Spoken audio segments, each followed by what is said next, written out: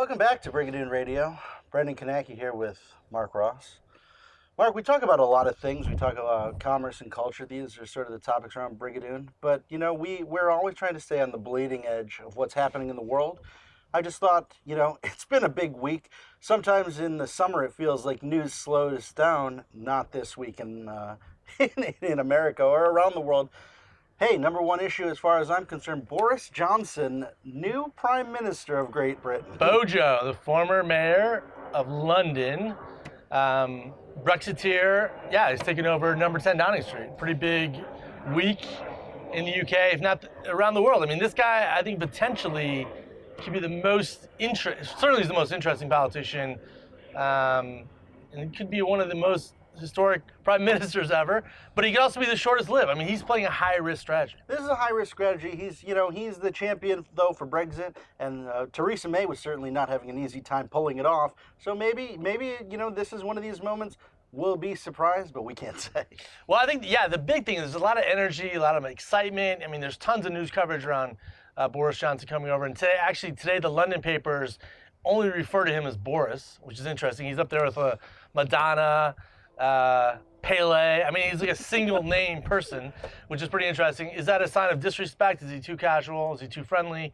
And also the fact that the parliament hasn't changed. Like the numbers in the House of Commons, that is those that are voting on whether or not to finally have the final say on Brexit, that number hasn't changed. That's why I tend to think that there's going to be a snap election sooner rather than later. Well, can you imagine if you were in a coma for the last 5 years and you woke up to find out Donald Trump is the president of the United States, Boris Johnson is the prime minister of England, and they're both probably on the phone with the prime minister of Sweden trying to get a rapper named A$AP Rocky with a $sign out of prison. I have to say, I was not aware of A$AP Rocky until the president of the United States of America asked for his release. So I still couldn't name one of his songs, but I'm sure he's a very talented musician. What a time to be alive. That brings us, it has been a controversial week for President Donald Trump. He has, as usual, taken to Twitter to express his discomfort with so many things happening. And one of them, he called one of our local cities, Baltimore, he said it was rat infested. It was a piece of crap. And, I've been to Baltimore. Charm City. It is Charm City. They do have some ace of cakes and things like this. But, Baltimore does. It's had high murder. It's had a lot of bad neighborhoods that you didn't want to find yourself in. But, is the president being too harsh? Should the president be singling out individual cities that he doesn't think are living up to his American standard? I think the biggest challenge, one of the biggest challenges with the president is President Trump he hasn't graduated. That is, he doesn't realize that he, in fact, is the president of the United States. Instead of trying to get rappers out of Sweden, instead of, saying whether or not there are too many rats in the city of Baltimore, why isn't he fixing U.S.-China trade relations? Why aren't we sorting out what's happening with Iran? These kind of bigger macro issues. Still haven't passed the new NAFTA. Doesn't look like that's going to happen anytime soon. And sometimes I just feel like the president is shooting under par in a bad way, if you will. Well, I think sometimes what you feel like is that he's still looking at a person-to-person, a one-on-one, not realizing that in the office of the presidency, he represents far more than just himself, always and forever now. That title of president sticks with him forever.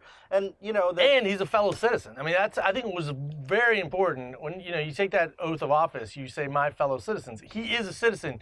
He just happens to be president, but he has got no greater power than the rest of us because he's a fellow citizen.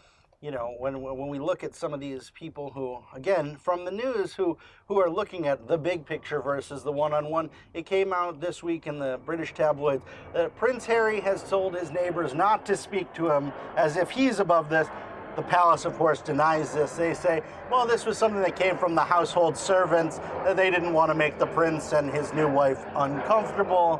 But, the royal family also is not without their moments of being plagued by scandal and, being a he said, she said moment of did these things really happen? No, 100%. And getting back to the Brexit play, I think imagine if Queen Elizabeth is not at the head of the monarchy, King Charles is in charge of this, what happens then with Boris Johnson? Pretty interesting situation. But what I think was interesting, the key with Brigadoon is we're really trying to think about emerging issues. That is issues 2 or 3 years away from what's going to happen, currently. And as we talked about in 2017, we were actually talking about Brexit, which is pretty interesting. And we're now in 2019 and it's a front page news story. I want to talk to you about space. Where I think, if any, one of the more interesting things the Trump team has been focused on is this idea of space, the Space Force, satellites, going to Mars. That's pretty positive. Why don't we concentrate more on that? We had Buzz Aldrin and Michael Collins in the Oval Office. Apollo 50th anniversary, landing on the moon. And you want to know, President Trump has said that he'd like to go back to the moon. He's been part of this with the Space Force idea. And it was met with a lot of resistance from some people saying, been there, done that.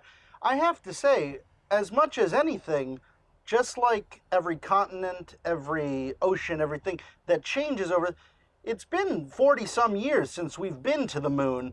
I think something has happened out there, and that with the advancement of science, that we have to have better tools. There's nothing wrong with going back to the moon and picking up a few new rocks and seeing what's happened. No, you're right. I think it's very important. Actually, this week, speaking of things that happen in the news, the government of India has sent a probe to the southern pole of the moon, so making one of their first lunar missions. So, let's talk more about space. The Japanese Space Force landed on a comet, and they were taking samples from there. I think there's a lot to space, and we know there's a future out there. We have people like Elon Musk and Richard Branson so focused on this. We have, just in the recent past, done these studies with astronaut Marc Kelly and his twin brother, where they sent the one into space for a year, and they wanted to do the comparison to see how your body changes if you're off the planet Earth. And so I think there is a lot to it. I think space is one of the final frontier. There was a poll that came out in this past week where they said that the youth of America think that being a YouTuber is a better future job than astronaut. And I have to tell you, this is the downfall for me. I mean, I'm speechless. I don't know. How do I respond to that? That is probably false. I will tell you this right now. If we could be going to space instead of doing this video, I would be off the... 100%. I'm ready to go. I'm waiting for Richard Branson to call me. I'm ready to go. Well, I think, I know we're going to be looking at some of these topics coming up in Sundance and some of the other salon dinners that Brigadoon's doing.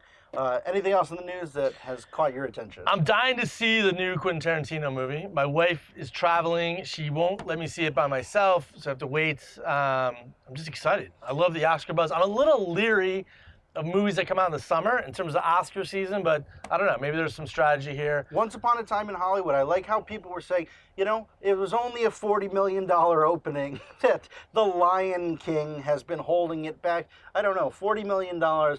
Most filmmakers would dream of getting $40 million total on their film. But, this is great. No, 100%. It tackles old Hollywood. It looks at, you have the Manson murders involved in this. And this is Tarantino. It's his 9th film, and he says he's going to retire after 10. And not only this, this is a topic where apparently there's some twists and turns. No one's really saying exactly what the film talks about. But this is a man who embraces violence in a time when sometimes we've been saying, maybe our movie should be less violent, less sexual. And that's not Tarantino's style. No. But look, I haven't heard any secrets of the film. I've just heard good, positive things, so I'm looking forward to seeing that. We'll have to come back to that once we get a look. More on Brigadoon Radio coming up in the news. Talk to you soon. Thanks for watching, listening, tweeting, Snapchatting.